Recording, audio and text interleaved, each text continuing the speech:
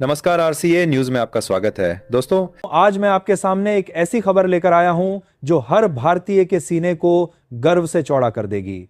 यह कहानी है भारतीय हथियारों की ताकत की, उस ताकत की जिसे कई देश अभी तक हल्के में लेते आए हैं और अब उन्हें इसकी भारी कीमत चुकानी पड़ रही है।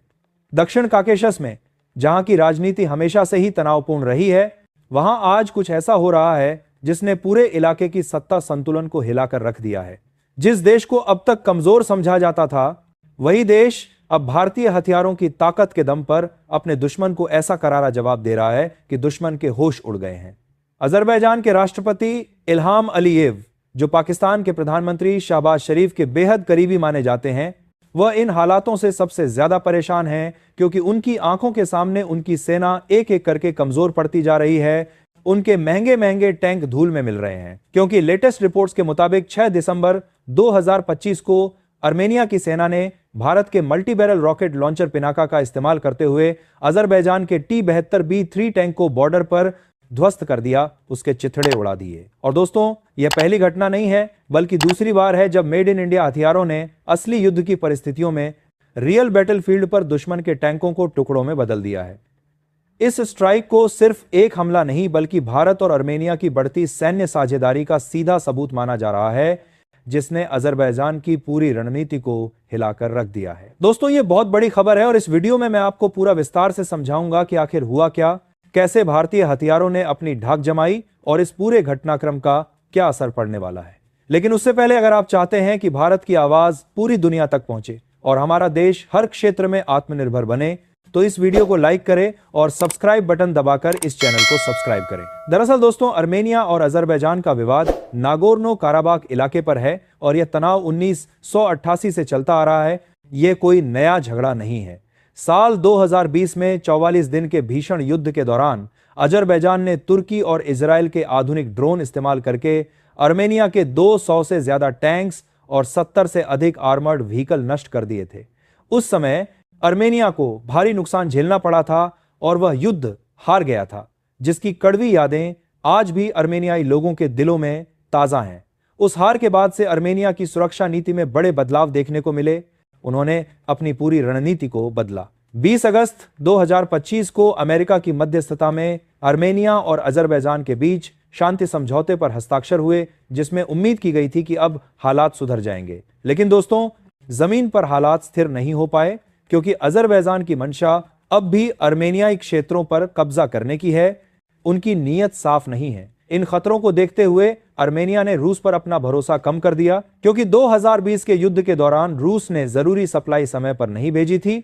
जब सबसे ज्यादा जरूरत थी, तब रूस ने साथ नहीं दिया। इसके बाद भारत एक मजबूत डिफेंस पार्टनर के रूप में सामने आया और अर्मेनिया के साथ उसकी साझेदारी लगातार बढ़ती गई। यह साझेदारी दिन प्रतिदिन मजबूत होती चली गई। भारत 2020 से अर्मेनिया का सबसे भरोसेमंद रक्षा साझेदार बन चुका है और इसी दौरान भारत ने अर्मेनिया को कई महत्वपूर्ण हथियार सौंपे हैं, जो उनकी सेना की रीढ़ बन गए हैं। अर्मेनिया को अब तक भारत से 6 पिनाका लॉन्चर मिल चुके हैं, जो बेहद खतरनाक और सटीक हथियार हैं। साथ ही 6 अटैक्स यूनिट, 15 आकाश मिसाइल सिस्टम और कई दर्जन एंटी टैंक मिसाइलें भी दी गई हैं। इन हथियारों ने अर्मेनिया की सेना को एक नई ताकत दी है, एक नया जीवन दिया है। क्योंकि पहले जहां वे दुश्मन के आधुनिक ड्रोन और टैंकों के सामने कमजोर पड़ रहे थे, हर बार पिट रहे थे, अब वही सेना जवाब देने में सक्षम हो चुकी है। अब वे अपनी जमीन की रक्षा कर पा रहे हैं। यही कारण है कि अजरबैजान की सेना अब लगातार नुकसान झेल रही है और भारतीय हथियारों की सटीकता से डरने लगी है। उनके मन में भय बैठ गया है। नवंबर 2025 से दोनों देशों के बीच $4 बिलियन की ब्रह्मोस और सुखोई 30 MKI डील पर भी बातचीत चल रही है, जो एक बहुत बड़ा कदम है। अगर यह समझौता हो जाता है तो दोस्तों, अर्मेनिया की सैन्य क्षमता कई गुना बढ़ जाएगी और अजरबैजान के लिए मोर्चा संभालना लगभग असंभव हो जाएगा। उनके लिए टिकना मुश्किल हो जाएगा। इस साझेदारी ने दक्षिण काकेशस की शक्ति संतुलन को तेजी से बदल दिया है और अब भारत एक क्षेत्रीय स्थिरता का महत्वपूर्ण स्तंभ बनकर उभर रहा है। भारत की यह बढ़त सिर्फ रणनीतिक ही नहीं, बल्कि टेक्नोलॉजी के मामले में भी बड़ी सफलता मानी जा रही है। यह हमारी तकनीकी श्रेष्ठता का प्रमाण है। 6 दिसंबर 2025 की घटना ने इस साझेदारी को और मजबूत साबित कर दिया। यह एक ऐतिहासिक घटना थी। इसकी घटना ने इस साझेदारी को और मजबूत साबित कर दिया। यह एक ऐतिहासिक घटना थी। रिपोर्ट के अनुसार सुबह 11 बजे अजरबैजान की सेना ने अपने T-72B3 टैंक का इस्तेमाल करके अर्मेनिया के रिहायशी इलाकों पर जानबूझकर गोले दागने शुरू किए।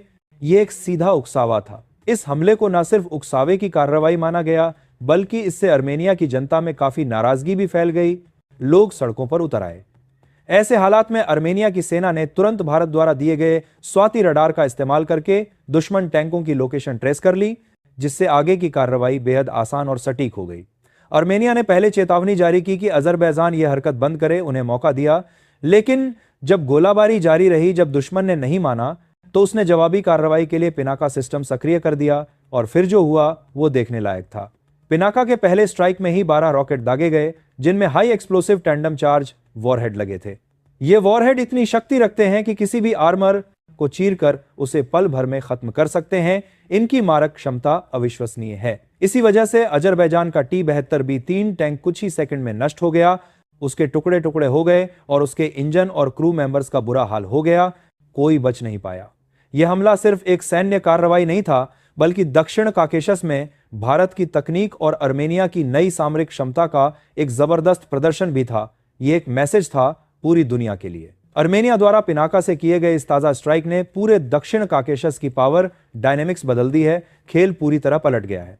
अब तक अर्मेनिया 3 अजरबैजानी टैंक खत्म कर चुका है। और दोस्तों, यह सिलसिला यहीं रुकने वाला नहीं दिख रहा, क्योंकि जैसे जैसे भारतीय हथियार अर्मेनिया की सेना के पास पहुंच रहे हैं, वैसे वैसे उसकी जवाबी क्षमता पहले से कई गुना मजबूत होती जा रही है।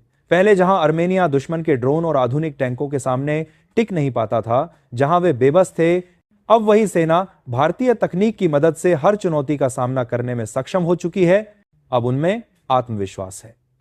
यही कारण है कि अजरबैजान के राष्ट्रपति अलियेव की बेचैनी दिन प्रतिदिन बढ़ती जा रही है, क्योंकि उनके करोड़ों डॉलर के हथियार कुछ ही सेकंड में राख में बदल रहे हैं।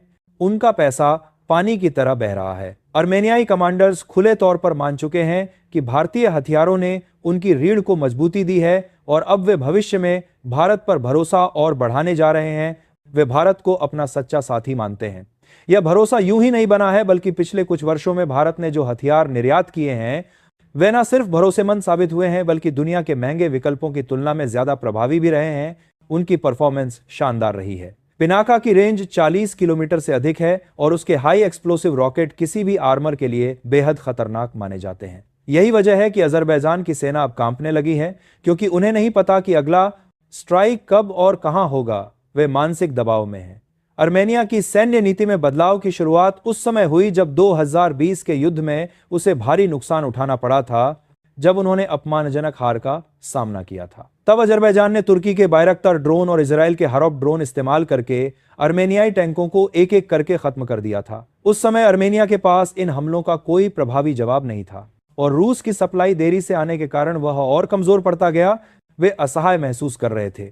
उसी समय से भारत ने अर्मेनिया के साथ अपने रक्षा संबंधों को मजबूत करने की दिशा में कदम बढ़ाया और धीरे धीरे दोनों देशों के बीच हथियारों का सहयोग कई गुना बढ़ गया।